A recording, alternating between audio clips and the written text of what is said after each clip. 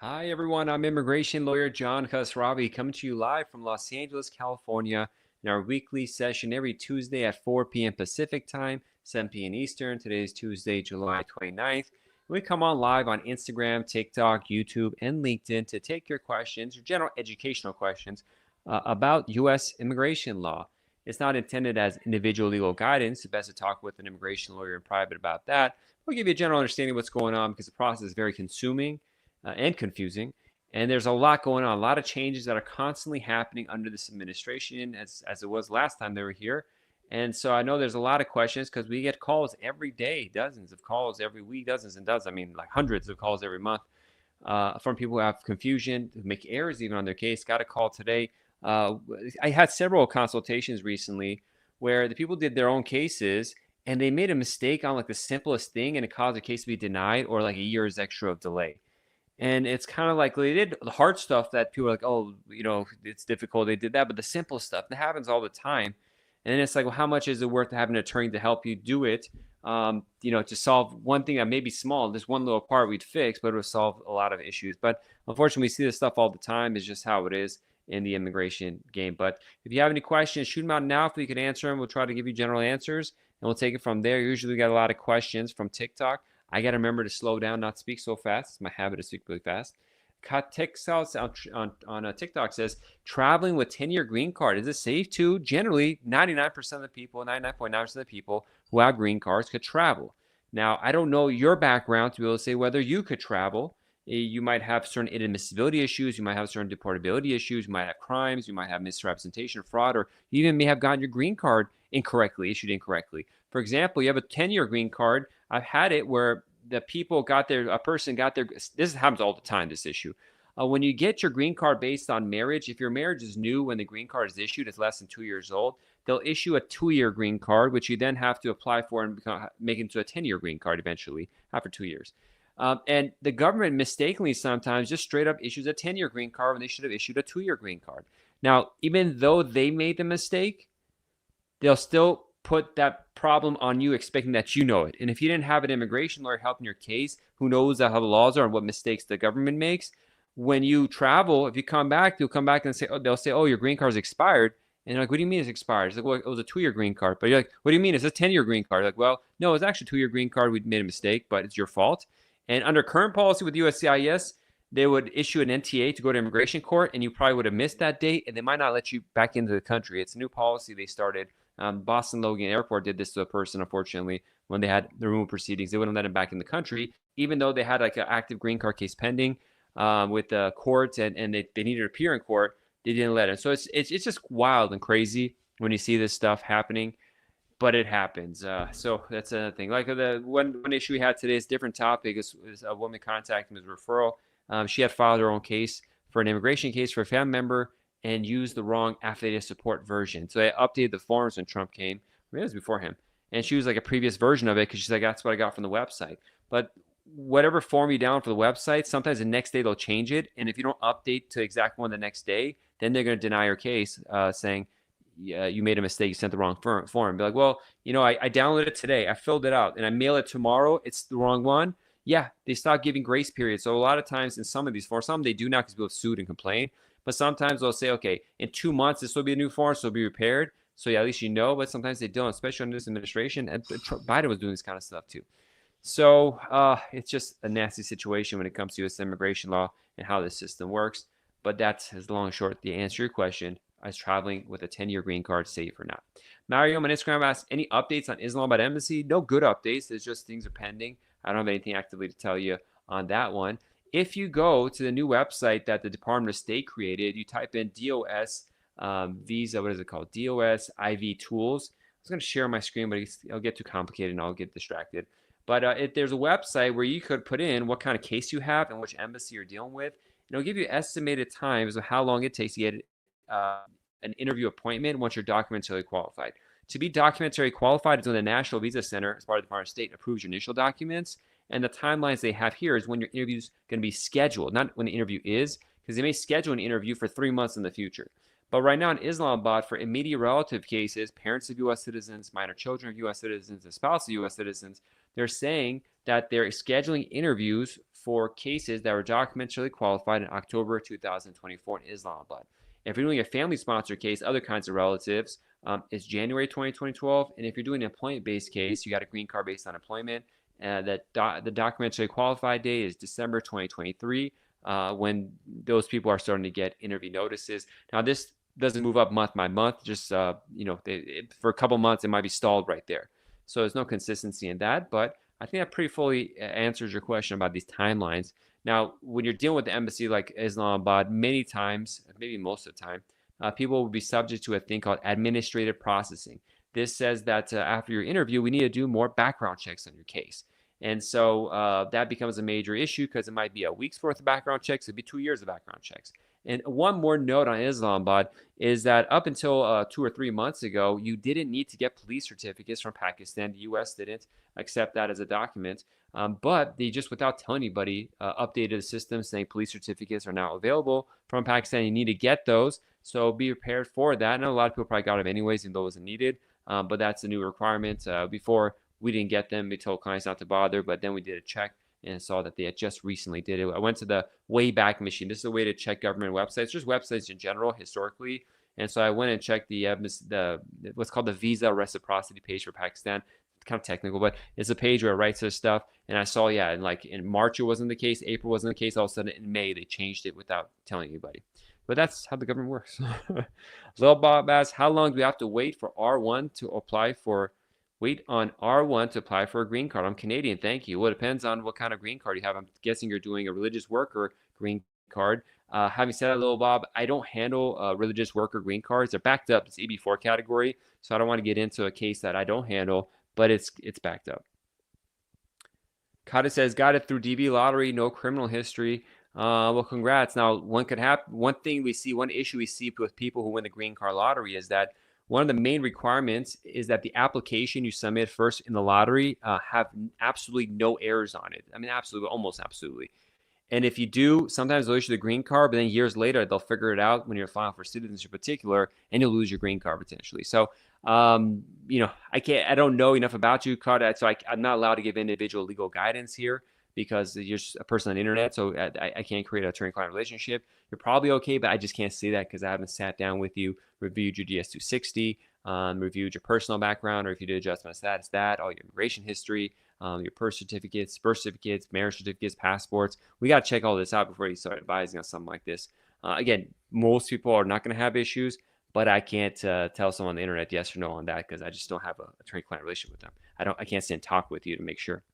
No Parking says, hello, how long is adjustment of status for U.S. citizen parents if they're in the United States? Anywhere from 4 or 5 months to 10 or 15 months on average. It could be longer, and it could be shorter. AJ says, what about VAWA self-petitions? Are they safe? There's no safety. They've said that we're taking away deferred action for VAWA. So people, historically, if they have a green card case pending, they wouldn't put emphasis to, they wouldn't try to pick them up unless they have some sort of criminal history or into issues like that. But now they're saying we don't. Now, they're probably not going to go after people that much like that, but if they caught up in a raid, they will. But who knows? It's easy picking. Forget VAWAs. People know where the address is. ICE does and all this kind of stuff. And so that could be a problem. Now, AJ, unfortunately, I don't have to block you because I'm trying to do a show here and you're just spamming. So blocked or muted at least. You can still watch, but we can't take your questions anymore because you abuse the system. Gymnast asks, how long does it take to do a motion reopen with DHS? It depends on what kind of motion reopen you're doing, but I don't typically do those, and it could be with USCIS for something, or it could be usually with EOIR you do something like that. But we don't know what kind of motion you're doing, and I don't handle court cases, so I don't want to answer a question of case I don't do. Golpar asks, hi, Mr. Kostravi, thank you for your time. You're welcome. Is filing online faster process or mailing out the form, and can you still create an account to see your status timelines even though we mailed it out? It's not clear whether it's going to be faster or slower. It varies dramatically, but nowadays it's better to do it online. If you do it by paper, you will, they're supposed to, and they usually do, they'll send you a notice in the mail with a code to be able to create your account and connect it with your N400 case. The computer system is kind of terrible, so it's probably just better you file it on paper, unless there's some sort of specific reason you want to do it by paper. I hate to do the online system, but nowadays we adjusted to it, and it's been pretty faster, pretty helpful. Just faster in preparing the case and not having to print stuff, mail it stuff, all that kind of stuff. So it's more of a personal preference at this point. Alejandro says, hello, I got my asylum interview scheduled for August 18th. I applied for a green card based on marriage. What should I do my asylum interview? Try to request that to be rescheduled. That used to be easy to do, not so much nowadays. Kate says, do they check DS-260 at the airport? No, they don't really have access to check the DS-260 at the airport, but that comes up at citizenship. But, we just got to see if it's something crazy. I mean, they have AI now, and their systems are getting better. So whatever I say about the systems they have today, it could change because the computer systems are being updated and artificial intelligence can read everything. And they could catch stuff they didn't. Department of State didn't catch you for. I don't want to scare you. I'm not here to just terrify you, but everything changes constantly, so I can't say for certain. I just got to see what's going on. RATW says, how long after approval will I receive my physical EAD? That's a work permit, typically a week or two after, sometimes a lot longer, sometimes it gets lost in the mail. Natalie says, I have a marriage green card interview coming. I'm nervous because I can't afford my lawyer to come with me. Well, Natalie, it depends on the facts of your case and what's going on. More than half the time in our cases, we just tell clients not to go with us. Some lawyers make it mandatory to always go, but it's a big cost burden, obviously. It's a lot of money. You can always try contacting other law firms and see how much they charge, but the quality of lawyers could vary. But the three main reasons, 3 times I say I have to go with the client. One is if they have some sort of issues that they got to explain, either criminal issues or paperwork issues in the past. It's complicated to explain. Secondly, it's if the person's English isn't good. I have people whose English isn't good and they answer questions improperly and creates problems, so I want to be there. And third is some clients just get very nervous, and it seems like that might be you, but they get so nervous that they're just shaking in the middle of the interview, or they answer things wrong because they can't pay attention. Having a lawyer there could help calm them down. If that is you, yeah, it's better to have a lawyer there, but it has to be a lawyer that makes you calm, calms your nerves. Yeah, just try calling other people, see how it goes. But you may not need one. Depends on your case. Lucky asks, after your interview, how long did it take to send out your green card? Well, it's not really after the interview, it's after you're approved. And after you're approved, typically it's 7 to 14 days, but sometimes it takes months or it gets lost in the mail. We do have it sometimes. I mean, really, I have a couple of cases right now. We did the interview. It's been weeks that hasn't been approved. Like a month ago, I had one case. It was 45 days before they approved it and the green card was sent out. No reason. I mean, the case was clean, but that stuff happens. NFDS says, I've been waiting for my N400 interview for nearly 4 months. Field House Hartford. Is that normal? I don't know what the processing times in Hartford are, but 4 months is in immigration is like an hour. It's like no big deal. The Mizio says, hi, do you advise after humanitarian parole ends for Ukrainians? What options we have? We came with kids at ADV. We have to see our individual situation, see what's going on. You should have applied for a TPS. A lot of Ukrainians didn't do that. That TPS would have held you over. We have to see if other options exist, but it's unfortunately it's not a good situation. They put you in by giving you advanced parole and then not giving options afterwards. That's the Biden administration's messed up right there. We have clients they get married or they have other kinds of cases, or they tell them to do TPS really quick, apply for the green card lottery. But that's a general information. We have to have a consultation with you to see what's going on with your case, but I don't know if an option will be there. Shabba says, I have out-of-wedlock daughter. Can I sponsor from Pakistan as a U.S. citizen? We need to be able to, show the relationship is real. So even if you're out of wedlock, you got to figure out ways. They may require blood tests, but show association with the spouse, adding to the birth certificate, having evidence of continued relationship, sending money. But again, that kind of case, it may request a blood record or that kind of thing to show relationship. Okay, we're getting repeat questions. Thank you, Shabazz, for the gifts. Sunny says, should I do Mandamus lawsuit? My I-485 is pending from 2 years and 2 months. I-130 approved. Did you do an interview for your I-485? If it's pending that long, you can always give it a try. I'm always kind of hesitant to do lawsuits on a case like an I-485 unless we know the case is really solid, because they just might come back and deny it, and that creates more problems. So I need to see more information. What is the basis of the I-130? What is your personal background? What was said in your I-485? Did you have an interview or not? Why would they, try to find reasons why they would hold it, what issues exist. If the I-130 was approved, that's surprising, but you may have personal background issues. I'm not sure what country you're from, where you're born in, how your documents are. So I really can't advise that, but I got to analyze it. But that's the best answer of that I can't say here. But you have to work cautiously. Dana Bishak says, do you suggest having an attorney to file N400? Also, do I have to have marriage evidence when filing the 5 years rule? Do I suggest having an attorney to file? Generally, yeah, I suggest having an attorney to file, because I've seen people mess up the easiest things before. I used to, when I first started, the first couple of years, if I had a consultation, the case was easy enough. I tell people to do the case by themselves. Then a couple months later, people come back and they just completely mess up the case. And it's like, yeah, just have a lawyer that do it. Now, there's different quality of lawyers when it comes to N-400. There's ones who just know it's an easy case, it usually is, and they don't spend too much time on it. But like, there's others where they'll like analyze the case, make sure, just as much as possible, see each part of it and be prepared to answer it and to go through it. I just had an N-400 citizenship interview where we went on Friday. It was an open and shut case, and they found the officer made an error. They sent a request for evidence, so it's called a continuance for asking for documents, but the documents they're asking for is incorrect. They shouldn't be asking for that based on the USCIS policy manual. So we're going to give it anyways, but also going to say, hey, listen, you're doing this wrong. The law is wrong, but we're going to give you documents anyways, so you just want approval. So this kind of stuff pops up. The government makes errors too. Now, do you need evidence of your marriage? Even though you're filing based on the 5-year method, it's good to have evidence of your marriage because that may come up and they might question whether marriage is real still. So you always want to have backups of backups. They probably won't ask for it, but preparation is key, and that's what we're all about, to be as safe as possible as that we can make it. Click says, can joint motion to reopen in Texas court for old deportation order I-130 approved? That's up to the judge if they want to do that. Sonny, we are answering your question. Also, if y'all are watching this, wherever you're watching this, on TikTok, on Instagram, YouTube, follow, like, subscribe so you can get more like this. Sometimes we do one-off special sessions of the live. You'll get notifications. Plus, we publish a lot of content about timelines, really practical stuff, not like just news and what's going on, this kind of stuff. I try to keep it real and what's going on with the system. So it's helpful information. Just subscribe wherever you're watching so you get more info just like this. Aegis, long name, says, I have next month USCIS asylum interview. What do you suggest you do? You should have an immigration lawyer that is asylum. Get very, very, very, very prepared for your asylum case and have the evidence that you need. Golpari follows up, is government insurance Medicaid considered a public benefit when they ask on N-400 question? It depends. The question they ask about public benefits is if you got any under fraud or you lied about it.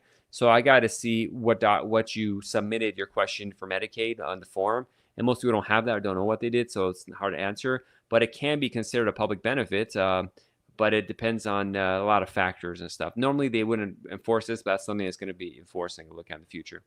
SJ says, are you going to get a removal of conditions interview if you file now? Are you going to get a removal of conditions interview? Not necessarily. I just had one approved, and I have another one that was a very clean case scheduled for interview next month. So it just varies depending on the case and the government. Andy Shakil says, is there any chance to get the tourist visa if married to U.S. citizen and not filed for a petition? I've seen it happen before. If people come to me and want to hire me to do the work for them, I tell them ahead of time it's a strong likelihood it's get denied. But people have come to me here and they're like, well, we're on a tourist visa. How do we stay longer or something like that? And so I'm like, oh, you got to approve? They're like, yeah. I'm like, okay. I've had it with I-130s pending and be approved. So it's not impossible, it's just unlikely. Lowball follows up. I didn't have my passport stamped on initial entry for work. Should I ask them to stamp it next time? They don't stamp passports anymore when you're coming to the United States. I'm not sure if you ask they'll do it or not, but to streamline things, you have to go get your online I-94. It's something I recommend. Anyone who's not a green card holder or citizen coming into the United States lawfully has to get an I-94 issue. It's a record of entry. And you could, that's supposed to be automatically done if you're coming at an airport. And you have to go to the CBP. If you type in I-94, I-94 on Google and put your passport info, you'll see it. You got to go check that every time you enter. Now, if you come through a land border, they won't issue that unless you pay money for it. So a lot of people don't have that. That evidence of lawful entry is really important. And little Bob, thank you for the gifts. Gibraltar says, hey, is I-765 based in C8 still 5 years? They're going to be decreasing the issuance based on the big, beautiful bill that was passed. So that's going to stop. Click says, can joint motion rate answer your question, Click? Bill says, can I move to Minnesota for work while my asylum case is in California and still keep in California? Whenever you update your address, you have to update it with USCIS. 100% mandatory. Don't ever not do that. And when you move, the field office you're dealing with moves as well. So make sure that's updated properly with the field office. It gets kind of tricky to do that, how to do it. Work with the immigration attorney to get that done. Nezdekor says, may I apply for citizenship as a resident 2 years and 9 months, married to a U.S. citizen? If you satisfy the requirements of having married and lived with a U.S. citizen for 2 years, U.S. citizen spouse for 2 years and 9 months after getting the green card, you could do that. Now, there's other requirements you have to satisfy. There's a physical presence. There's a continuous presence. So out of that almost 3 years, you have to have half that time physically in the United States, not have long absences outside the United States, plus a whole list of other issues or problems you could have: not voted without problems, not have tax issues, not have criminal history. Those are the big ones we see. But there's a lot more. But if you have satisfied all those, yeah, you could do that 90 days before the 3-year mark. Not necessarily 2 years, 9 months. Sometimes it's 1 day up or down. So technically it's 90 days before the 3-year mark. Hey, Mr. Khosravi, what do you think is going to happen to people after the new travel ban rule from Iranians who won the lottery and want to come to U.S. with a student visa? Well, there was a lawsuit, I think, started for those with the diversity visa lottery from Iran. Honestly, I don't think they're going to win. I think they're not going to get it. That's it, fortunately. Sweetness says, are second interviews typical for adjustment of status, AOS marriage-based? Any advice? No, they're not typical. That's a disaster if you have a second interview. 100% get immigration lawyer, practice the interview. It seems you didn't do well in your first one. 9 out of 10 times, that's the reason. So it's a very bad thing to have a second adjustment of status marriage interview. You need to prepare very well for it. Sim says, is N600, even though I only lived for 8 months with parent while under 18, lived abroad since? N600 is for getting a certificate of citizenship to show you're actually a citizen. And if you're a green card holder residing with the U.S. citizen parent under the age of 18, then you could get it. Now, you need evidence that you're residing with that parent that's a U.S. citizen while a green card holder under the age of 18. What does residing mean? How long does that mean? There's no exact answer to that. The more, the better. I've seen cases where the embassy would deny their passport later at renewal because they say you weren't residing enough. So we have to see the whole big picture of your life, have it documented and all that kind of stuff, and take it from there. If you want to schedule a consultation, go to jqqlaw.com/contact. That's jqqlaw.com/contact. SJ follows up, what if the I-130 is approved and I-485 denied? Does the approved I-130 stay on your file and roll over future? Yeah, you could use the approved I-130 to do another adjustment of status or whatever you need to do. It doesn't disappear if it's approved per se. Lucy says, does ICE approve military deferred action for detained military spouses? It's not ICE that does it. It's the USCIS local field office that does parole in place. I think that's what you're talking about, deferred action for military spouses. Deferred action, yeah, ICE could do that. You probably would think about parole in place, but deferred action, ICE could do that too. You're welcome, though, Bob. Mo asks, do you still have to apply for removal of conditions even after becoming a citizen? No, you can't. So the timeline to file removal of conditions, if it's a marriage-based removal conditions, is before the time you can file for U.S. citizenship. So the question doesn't necessarily make sense unless you were like a child of a U.S. citizen and you got a 2-year green card, but that wouldn't work out. There's very rare circumstances that would exist for you to not have filed removal conditions before filing for citizenship. BK says, my marriage case is pending. It's been 17 months. How long could it take? I'm not sure what kind of marriage case you have. Is it a green card holder married to a foreign person? Is it adjustment of status or consular processing? Are you a citizen? So 17 months in general in immigration timelines is still normal, but I don't know a specific kind of case that you have. Please schedule a consultation. Giodi says, we have business. How can we apply for E2 visa pending U visa? Well, if you have a U visa, you're probably in the United States without status in most cases, so it's going to become a problem for you to apply for an E visa because you won't, most likely, I got to see your facts, most likely you can't do change of status, and if you leave the U.S., you may be subject to a 3 or 10-year bar. But if you satisfy the requirements, you can file for E visa, but there's a bunch of procedural hurdles that might be problematic for you. Dino says, it's hard to get a work permit as an HVAC technician in the U.S. That's not how it works. It's generally hard to get a work permit, work authorization, but it depends on your background, the employer, what country you're from, your history.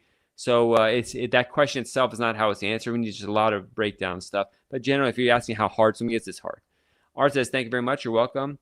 Nezor says, thanks so much. You're welcome as well. If you all have time, please go on our Google page and leave a 5-star review. JQK Law is just type in JQK Law on Google and just put 5 stars. You don't have to write anything, but it helps the business out and it helps me out a lot. I appreciate it. Jay Ray says, I'm a DACA recipient and I arrived when I was 45 days old in U.S. 1996 with a visa. Can I get a green card?